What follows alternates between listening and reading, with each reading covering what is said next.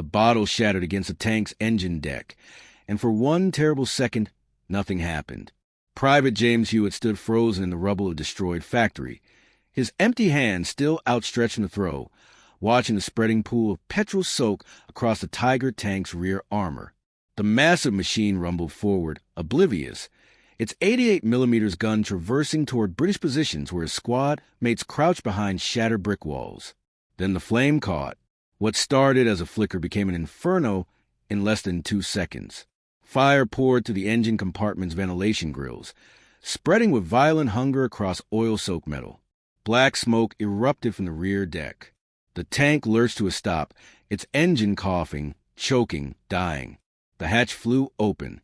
German crews scrambled out, uniforms smoking, faces blackened, coughing and retching as they stumbled away from their burning fortress. James stared at the bottle's neck, still clutched in his hand. The improvised weapon he'd assembled 30 minutes earlier, using gasoline siphoned from a destroyed lorry, motor oil from an abandoned garage, and a strip torn from his own undershirt, had just killed a 70-ton masterpiece of German engineering.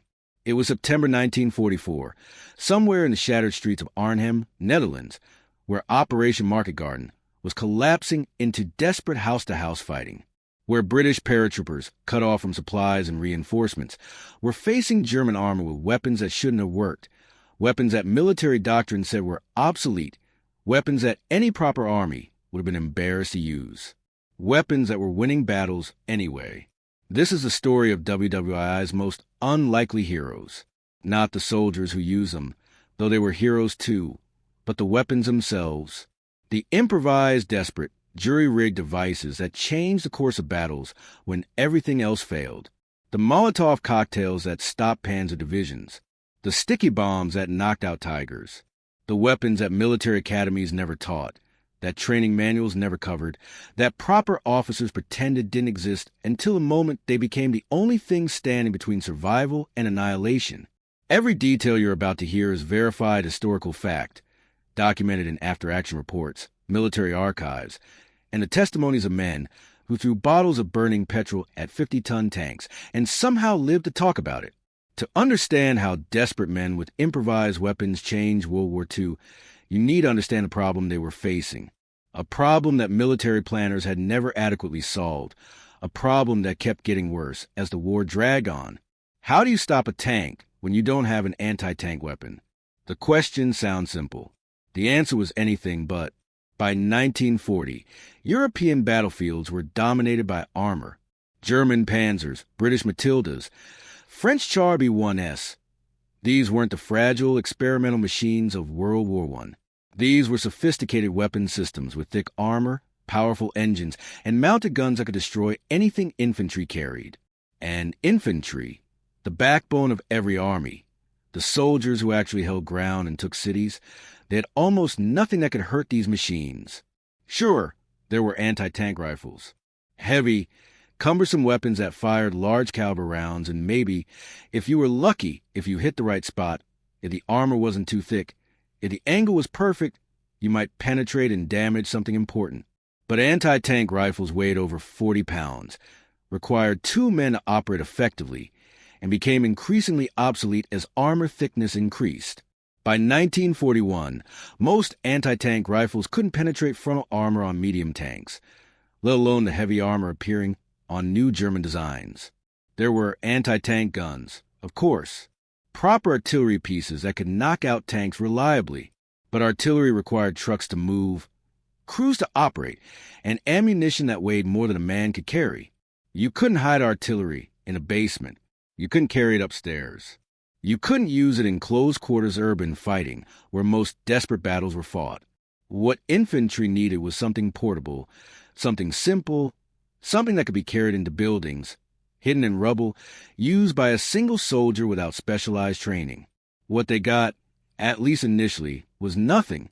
Military doctrine in 1939 assumed that infantry would never face tanks alone, that combined arms tactics would ensure artillery support, that air power would handle armor threats, that proper planning would prevent situations where riflemen faced panzers with nothing but courage and bolt-action rifles. Doctrine, as it turned out, was wrong. Poland fell in weeks. France collapsed in months. Norway, Denmark, Belgium, the Netherlands, all conquered by fast-moving armor that infantry couldn't stop, couldn't slow, couldn't even damage effectively. And in that crucible of desperate defense, where soldiers watched tanks rolling toward them with nothing but rifles and grenades that bounced harmlessly off armor plate, improvisation became necessity. Someone, somewhere, had a simple thought. If we can't penetrate the armor, maybe we can burn what's inside. The Molotov cocktail was invented in World War II.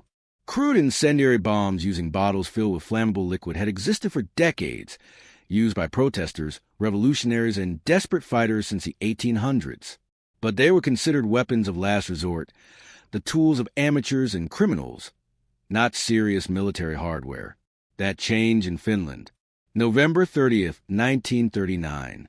The Soviet Union invaded Finland with overwhelming force. Red Army planners expected quick victory. Finland had a population of less than 4 million. The Soviet Union had nearly 200 million. Finland had limited industry, a small army, minimal modern equipment.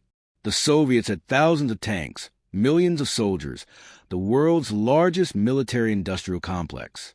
The invasion should have ended in weeks. It didn't. Finnish soldiers, outnumbered and outgunned, discovered something the Soviets hadn't anticipated. In Finland's dense forests and brutal winter conditions, Soviet armor became vulnerable in ways that didn't exist on open steppes or training grounds. Tanks need infantry support. In forest terrain, that infantry couldn't maintain visual contact with their armor. Tanks need mobility. In deep snow and narrow forest paths, they were restricted to predictable routes. Tanks need supplies. In extended combat far from roads, fuel and ammunition became scarce. And tanks, Finnish soldiers realized, were vulnerable to fire. Not fire from guns. Fire itself. A tank's crew sits inside a metal box with limited ventilation. Engine compartments contain fuel lines, hydraulic fluid, oil-soaked components. External vision ports need to remain clear. Hatches need to function. The crew needs to breathe. All of these requirements create vulnerabilities that conventional anti-tank weapons try to exploit through penetration. But Finnish soldiers, lacking proper anti-tank weapons, discovered you didn't need to penetrate armor if you could make the tank unlivable. Enter the Molotov cocktail, named mockingly after Soviet Foreign Minister Vyacheslav Molotov, who had claimed Soviet bombers were delivering food to starving Finns rather than bombs. If Molotov is bringing us bread, Finnish soldiers said, we'll send him a cocktail to wash it down. The basic design was elegantly simple. A glass bottle, preferably wine or vodka bottles with thick glass that wouldn't shatter prematurely, filled 3/4 full with gasoline, kerosene, or tar, a rag stuffed into the neck as a wick, sometimes with added thickening agents like soap or sugar to make the fuel stick and burn longer. Light the wick, throw the bottle. When glass shatters against metal, burning fuel spreads across the surface, seeking any opening. Engine vents, vision ports, crew hatches. The effects were devastating in ways that surprised even the Finns. Soviet tanks, particularly the T-26 and BT-7 light tanks that made up the bulk of their armor forces, were gasoline-powered. Their engines sat in compartments with ventilation grills designed to prevent overheating. Those same grills became chimneys when burning fuel poured across the deck. Fire entered the engine compartment. Rubber fuel lines melted. Hydraulic fluids ignited. Oil caught fire.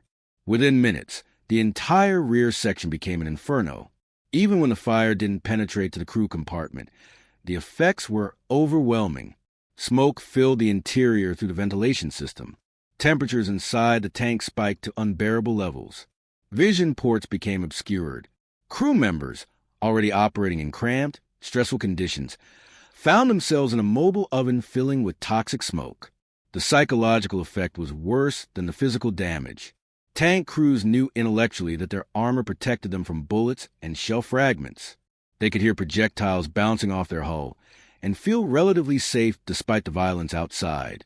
But fire changed that calculation. Fire meant they were trapped inside a metal box that was becoming their crematorium.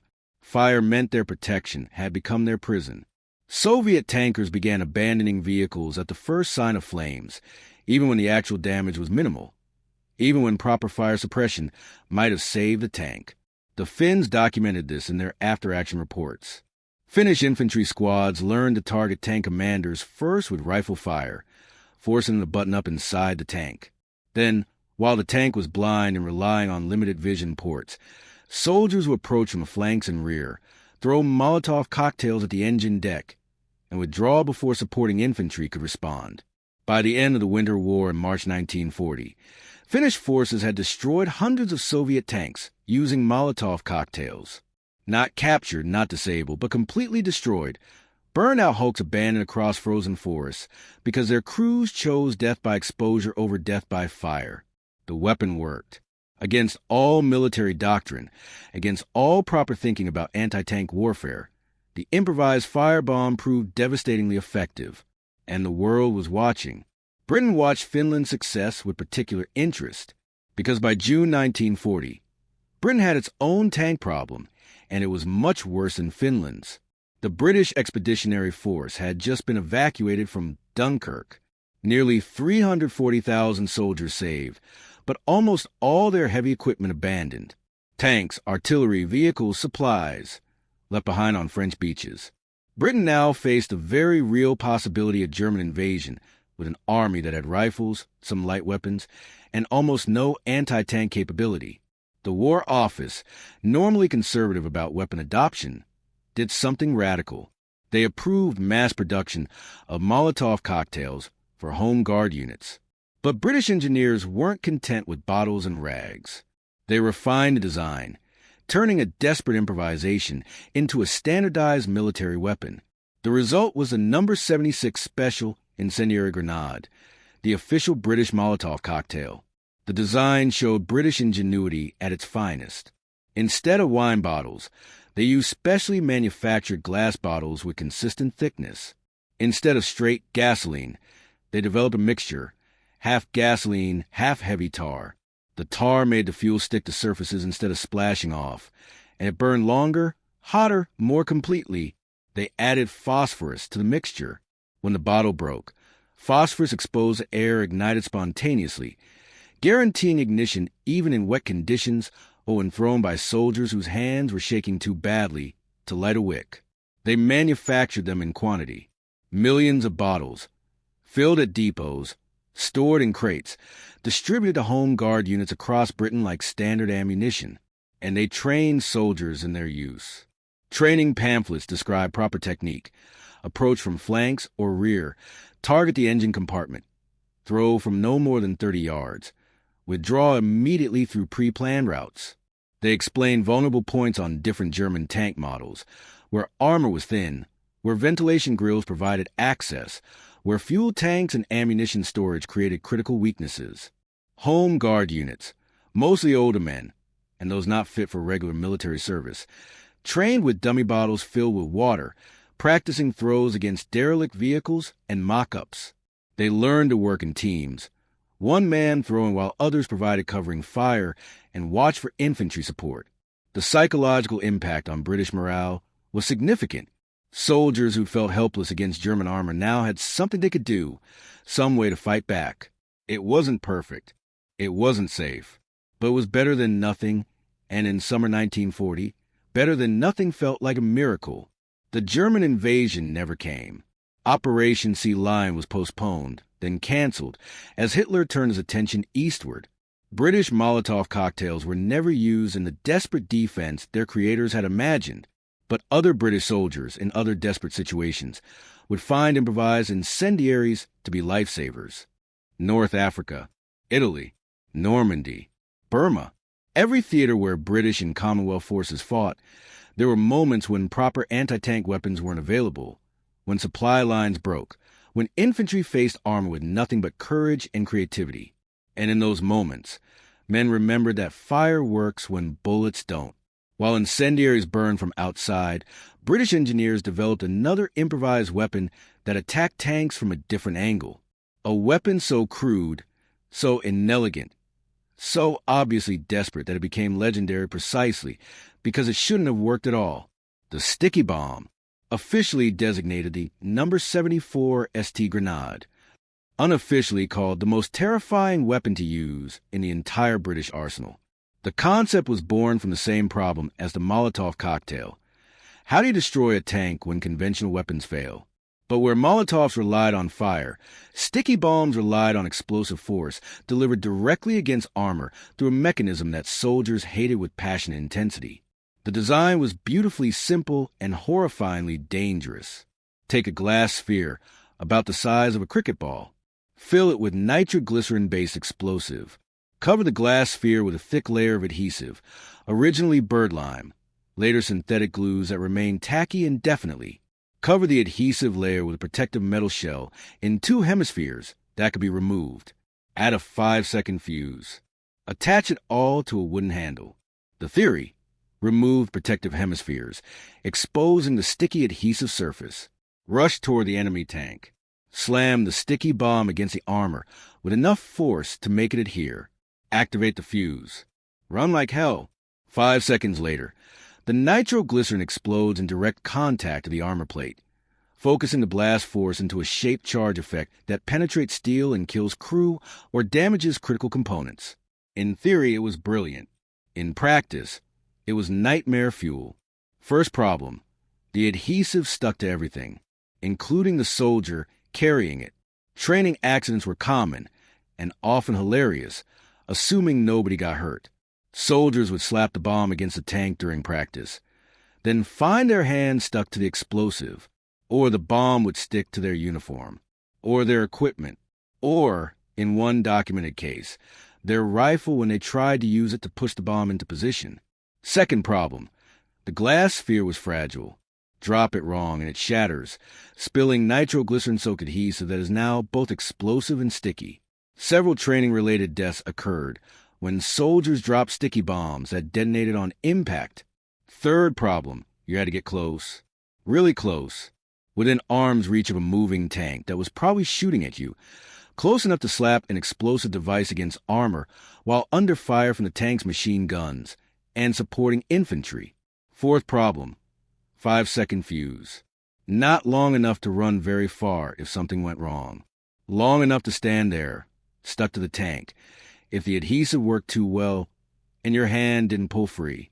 British soldiers hated sticky bombs with creative passion.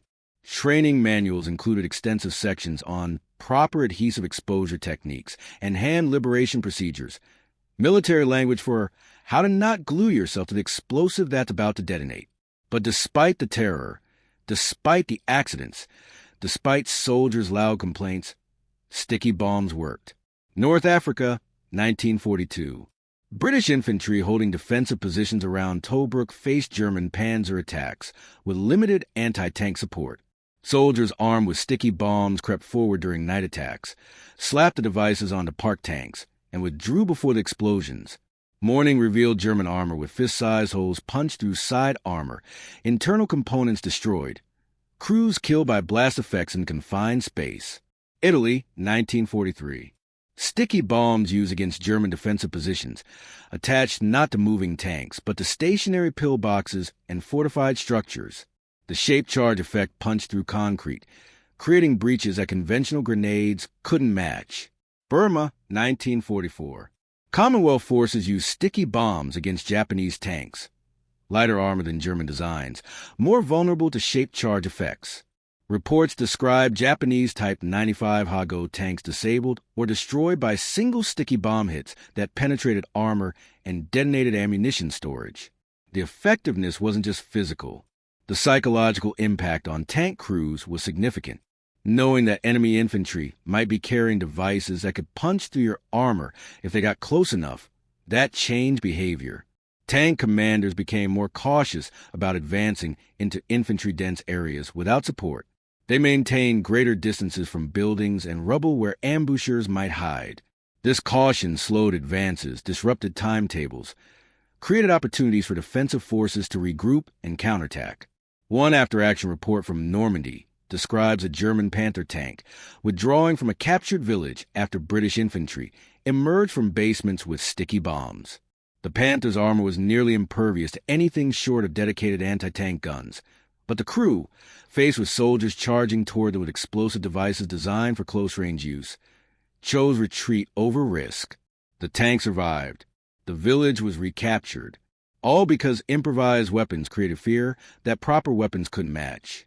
The Germans, ironically, developed their own improvised anti-tank weapons, though they came from a different philosophical direction.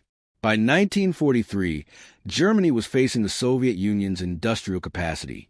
The Eastern Front consumed men, machines, and material at rates that German industry couldn't sustain.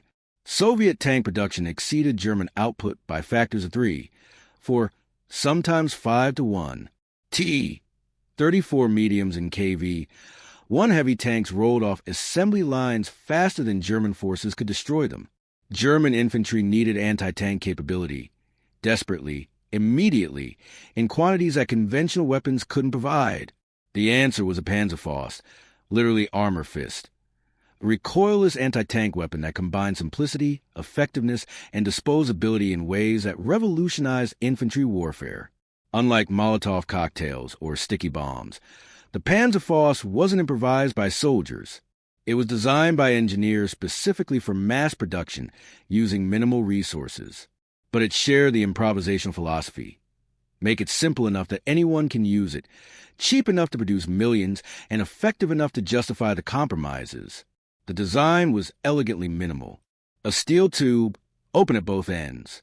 Inside, a small propellant charge. At the front, an oversized warhead with a shaped charge explosive that could penetrate 200 millimeters of armor. A simple percussion trigger.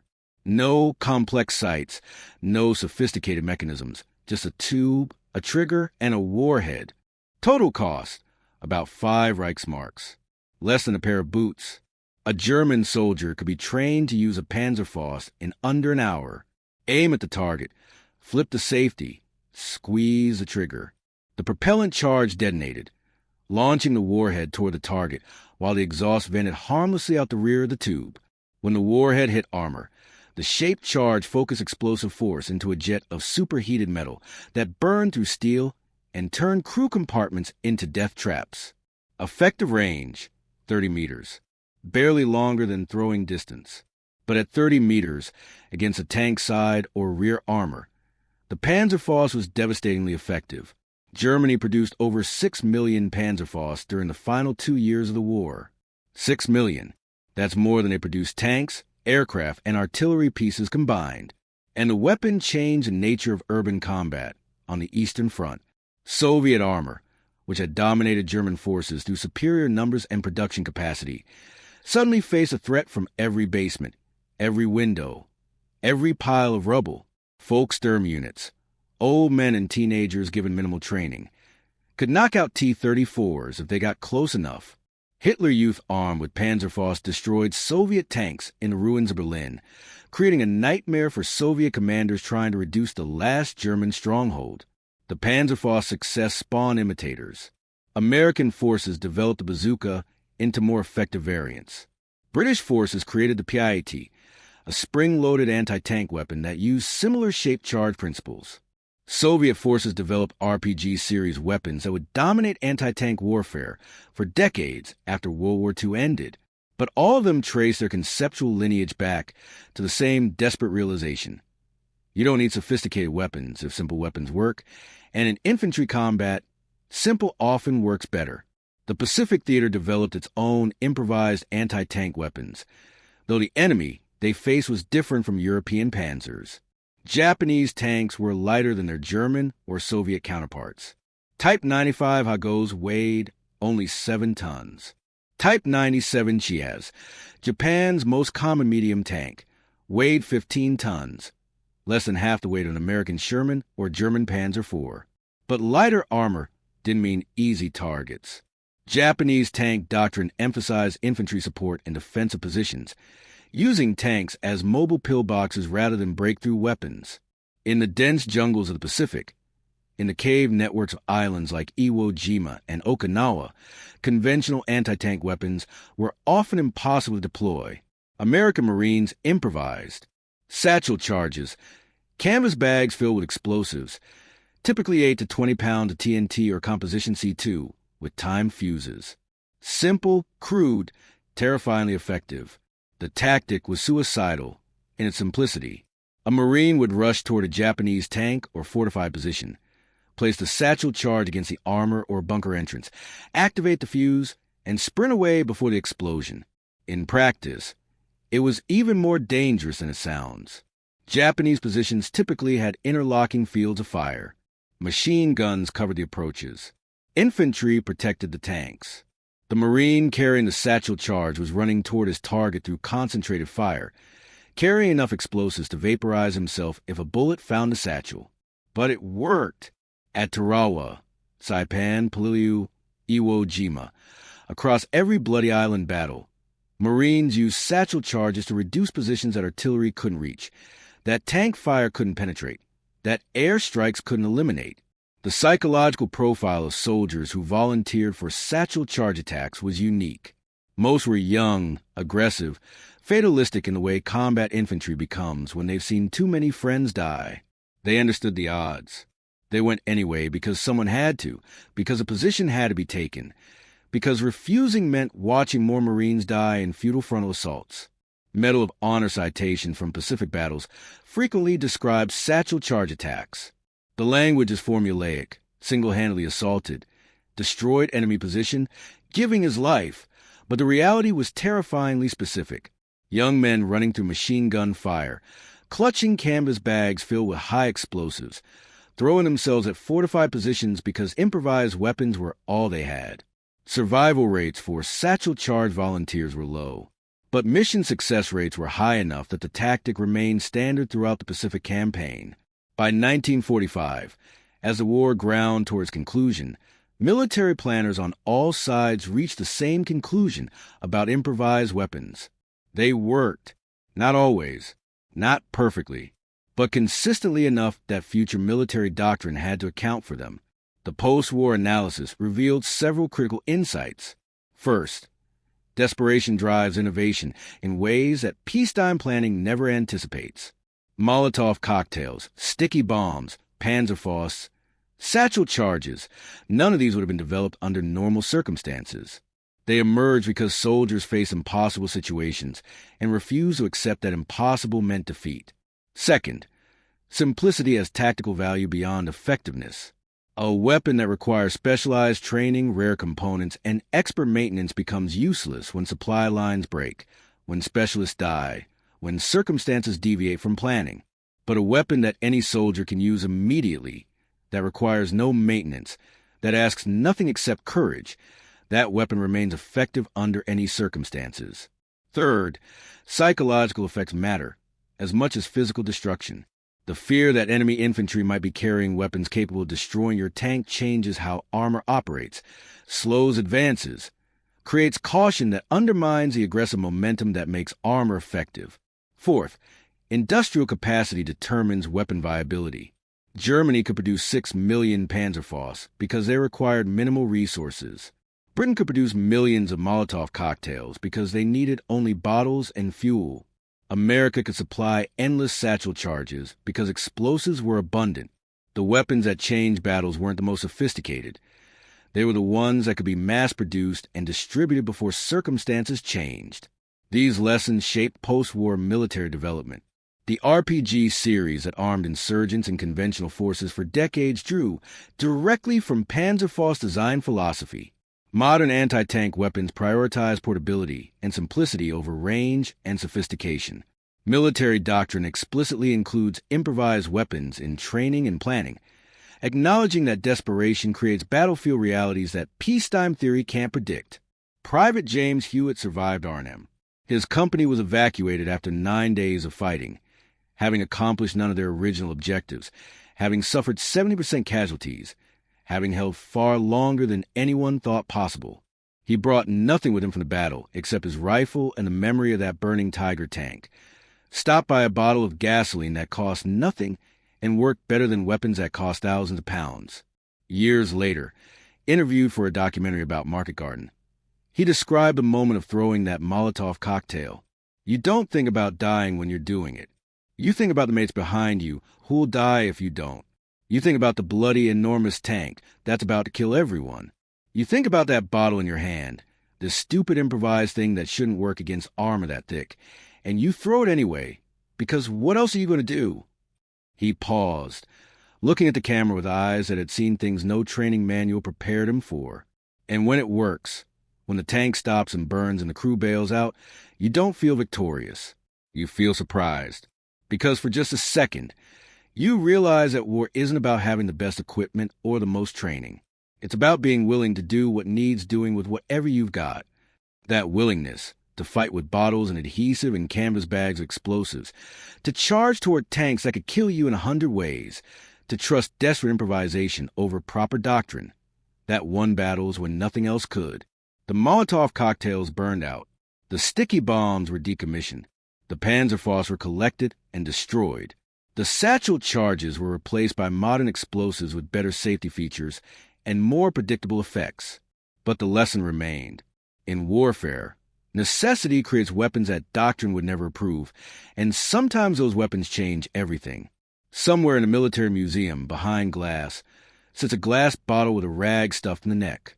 Next to it, a spherical object covered in ancient adhesive, a steel tube with a bulbous warhead, a canvas satchel with stains that might be mud or might be blood. They're not impressive. They're not sophisticated. They look crude and desperate and improvised because that's exactly what they were. But for thousands of soldiers in the worst moments of World War II, when proper weapons failed and death seemed certain, these crude devices were the difference between defeat and survival, and that made them more valuable than any masterpiece of military engineering ever built.